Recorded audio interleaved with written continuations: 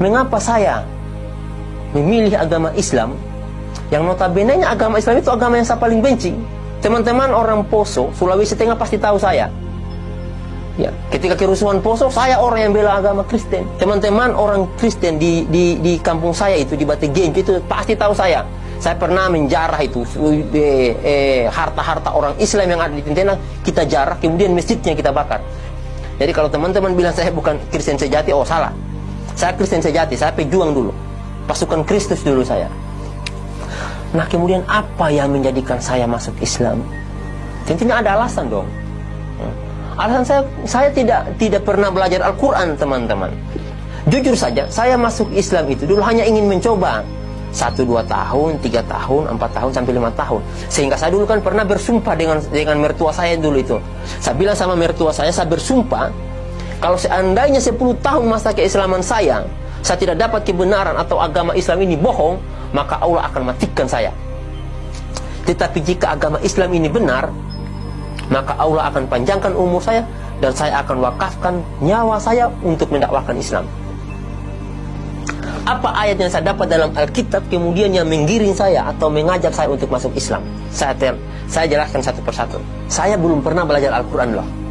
Ya, jadi saya masuk Islam modalnya ini. Ini saya masuk Islam, demi Allah, saya masuk Islam karena modal ini, modal Alkitab. Ketika saya belajar Islam itu, makanya kalau teman-teman mau, kosongkan dulu hati. Hatinya kita ini kita kosongkan. Ateis artinya, supaya kita bisa menerima Islam. Jadi saya belajar Alkitab ini, saya temukan ayat. Jadi saya paparkan di sini. Ayat yang pertama, poin yang pertama di Yohanes 14 ayat 15 sampai 21. Kita buka ayatnya, ayat 15 dan 16. Ini kata Alkitab. Ini yang menjadi pedoman saya masuk Islam. Nanti akan beruntun tuh. Jikalau kamu mengasihi aku, kata Yesus, kamu akan menuruti segala perintahku. Ini kata Yesus ini. Jika kamu mengasihi Yesus, makanya saya ingin mengasihi Yesus. Saya ingin sayang kepada Yesus. Makanya kata Yesus kepada umatnya, jika kamu mengasihi aku, kamu akan menuruti segala perintahku.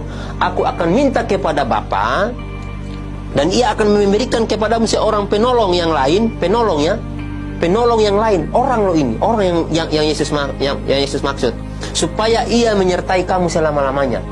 Jadi kata Yesus, jika kamu mengasihi aku, kamu akan menuruti segala perintahku, dan aku akan meminta kepada Bapa, dan Ia akan memberikan kepadamu seorang penolong yang lain, supaya Ia menyertai kamu selama-lamanya. Ini dalil yang pertama, seorang penolong. Oke, kita lihat siapa penolong itu. Nah, ini yang harus kita pahami dulu. Siapa penolong yang akan menolong kita selama-lamanya? Kita lihat pada kutipan ayat yang lain. Nah, ketika saya melihat, oh, penolong ini, nah, yang menubuatkan tentang kedatangan Yesus, ini yang perlu teman-teman ketahui ya. Kedatangan Nabi terakhir ini ada 2 orang yang nubuatkan.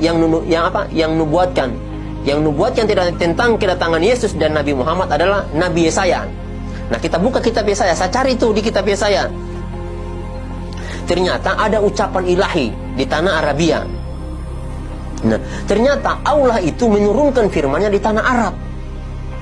Itu yang kedua. Setelah kita dapatkan orangnya, saya bilang, ini orang mana? Orang Arab. Nah, spesifikasinya lagi, orang Arab itu seperti apa? Dijelaskan tuh dalam Alkitab juga. Yesaya 29 ayat 12. Ini kata Alkitab. Dan apabila kitab ini diberikan kepada orang yang tidak dapat membaca dengan mengatakan, baik, bacalah ini, maka ia akan menjawab, aku tidak dapat membaca. Artinya, orang yang tidak dapat membaca itu adalah orang buta huruf. Dan satu-satunya nabi yang buta huruf setelah Yesus bukan Paulus. Paulus orang pintar, intelektual dia. Nah, Paulus itu bukan orang buta huruf loh. Itu yang perlu teman-teman pahami. Sehingga yang saya lihat, ini yang buta huruf cuma Nabi Muhammad. Apa iya? Apa iya? Karena saat itu betul-betul tidak mungkin. Tidak mungkin saya masuk Islam. Tetapi Alkitab ini mengarahkan, yang pertama orang, yang kedua asalnya di Arab, karena wahyu itu turun di Arab, kata Alkitab. Yang ketiga ciri-cirinya adalah orang itu buta huruf. Orang Arab buta huruf. Siapa kalau bukan Nabi Muhammad? Nah, ini dalilnya, sehingga saya memutuskan saya harus masuk Islam. Saya harus masuk Islam. Saya putuskan itu. Nah, kemudian setelah saya masuk Islam, setelah saya mendapatkan dalil ini, apalagi yang saya kaji setelah itu? Wah, harus kita kaji dulu. Oke lah, dia sudah sampaikan orang. Oke. Kemudian orang Arab. Oke. Buta huruf. Oke, mari kita lihat. Apakah orang yang dimaksud ini bertentangan dengan Alkitab? Saya harus lihat dulu. Jangan-jangan nanti dia bertentangan dengan Alkitab. Oke.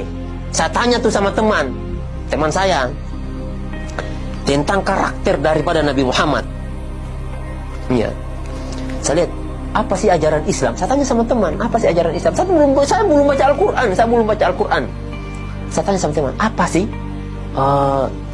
apa namanya ini, ajaran yang dibawakan oleh Nabi Muhammad? Dijelaskanlah sama orang Islam. Wah, Masya Allah, ternyata Nabi Muhammad tidak satupun menantang apa yang dibawa oleh Yesus. Ingat teman-teman ya, tidak ada satupun syariat yang Yesus bawa, syariat ya, atau ajaran yang Yesus bawa ditantang oleh Nabi Muhammad.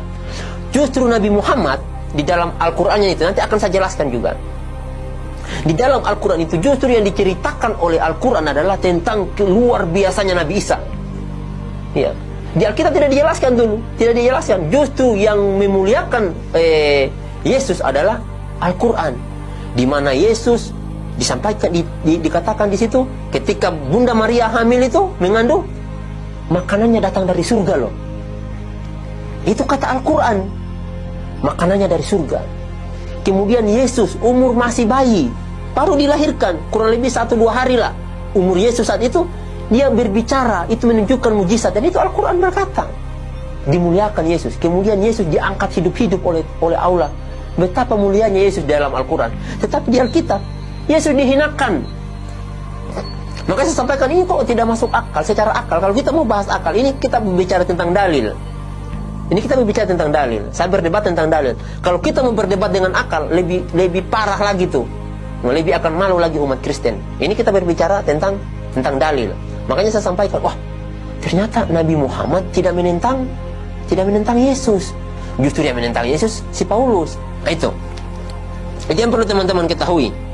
Sejak saat itu saya sampaikan ke istri, saya harus masuk Islam. Pada tanggal 5 Februari 2014. Saya sampaikan ke istri, tidak bisa, saya harus masuk Islam saat ini juga. Nah, teman-teman, itulah yang menjadikan saya itu memilih agama Islam. Dari Alkitab ini, saya tidak pernah belajar Al-Quran. Tidak pernah. Sebelumnya saya tidak pernah belajar Al-Quran untuk masuk agama Islam. Tetapi saya belajar dari Alkitab ini. Ayat-ayat tadi itulah yang menjadikan saya kemudian memilih agama Islam. Karena benang lurusnya itu, kalau kita mau tarik benang lurusnya itu, Alkitab ini sebetulnya lurus tuh, menunjukkan kita kepada Nabi Muhammad. Ya, hanya saja yang menyelewengkan ayat-ayat ini, yang mentafsirkan ayat-ayat ini, yang tidak menyampaikan kepada jemaat itu adalah pendeta. Kalau seandainya pendeta mau jujur nih, mau jujur menjalankan semua perintah yang ada dalam Alkitab, masuk Islam dia.